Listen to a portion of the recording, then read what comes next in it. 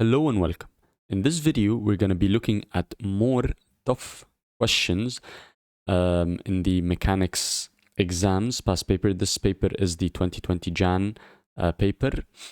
This question has an unusually difficult idea. It may seem like it's just like 3 parts, but the idea is interesting, so that's why I wanted to go through it with you. So let's start by reading the question, but before that I'd like to share with you that I've done a Udemy course on mechanics. Please feel free to check it on the top right hand corner. This course is designed to make you don't need any tuitions. This is the full year course. It's an alternative to tuition. It's something that will make you get rid of the expensive, inconvenient tuitions with just one single thing. Go check it out. Feel free to look at it. And for a discount code, you can email me on the email in the description, and I can see if I can share with you one. Anyways, let's read the question. Question says, a force F is given by F equals 10I plus J newtons. Find the exact value of the magnitude of F. So super easy. We know to find the magnitude of any vector. We do something very similar to Pythagoras. So square root of, this is part A, of 10 squared, which is the I component, plus the J component, which is just 1 squared. This is going to give me square root of 100 plus 1, which is square root of 101 Newton. I will leave it like this because the question told me find the exact value. So if I change this to decimal, I'll have to round up, and this is not going to be exact value no more. So please guys, take care of these keywords given in the questions. Now, let's take a look at part B. Part B tells me find in degrees the size of the angle between the direction of F and the direction of this vector, which is I plus J. Okay, what does that mean? First, whenever I see something like this, I always like to draw my two forces. Okay, so let's draw F. F is 10 in the I, so let's say 10. So this is 10, and then up 1. So F is from here all the way up to there. This is F. Okay, let's call this angle theta.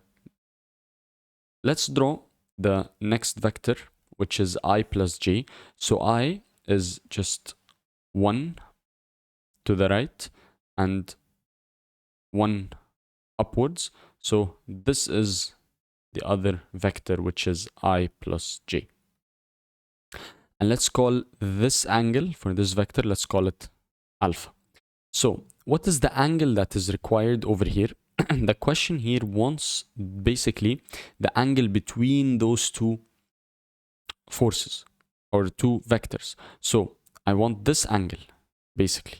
Yeah, I can see that this angle could be given by the angle alpha minus the angle theta. So a good way to start is to start by finding alpha and theta, subtract them together to get the answer to my question. So first, let's start by doing alpha. So let me think about this right angle triangle over here. I have this angle, it has an opposite of 1 and adjacent of 1. I can use tan. So tan alpha is going to equal opposite, which is 1, over adjacent, which is also 1. That tells me that alpha is going to be tan inverse of 1 over 1, and I know that this is going to give me 45 degrees. So 45 degrees is the angle alpha. Let's do the same for theta.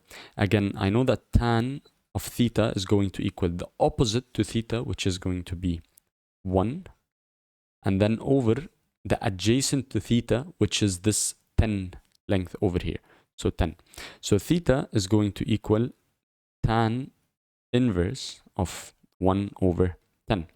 And when you put that in the calculator, making sure that your angle is in degree mode, you will get around 5.71 degrees. So to answer this now, we can say that the answer is going to be 45 minus 5.71. And the question told me find it in degrees. Did it say in the... So let's take it to the nearest degree. So this... Basically, let's do it here. So 45 minus 5.71 is going to give me approximately 39 degrees, and this is going to be my answer to part B. Right. Let's check part C over here. And by the way, I've done a full playlist. I think this is the 15th video solving super tough mechanics questions. Feel free to go and check it in the top right hand corner. So let's read part C. Part C tells me that the resultant force of F and the force negative 15I plus AJ, where A is some constant, is parallel to but in opposite direction to the vector this. Okay, this is a lot. So to approach this, let's take it step by step. First, it tells me that the resultant of the force F and this force is parallel to. So first of all, how do I get the resultant of two forces? This is explained thoroughly through my course. However, here you can say that the resultant force is going to be the addition of those two forces. So F, which is 10I plus J, adding to that the other force, which is minus 15I plus AJ, is going to give me the resultant. So if I want to do that, let me add the I components together. So it's going to be 10 plus negative 15, that's minus 5 in the I component, plus J, here I have a 1 and I have an A. So it's going to be 1 plus A in the J component, and this is the resultant of those two forces. Okay, so let's see what about this resultant. It tells me that this resultant is parallel to, but in the opposite direction to the vector. Now, again, my course explains this very well. Whenever it tells you there is a force parallel or a vector parallel to another vector, you write them like this. The first vector is going to equal some constant times the second vector, let's call it t or whatever. So if vector f is parallel to vector t, then I can deduce an equation where f is going to equal some constant, some number, multiply t.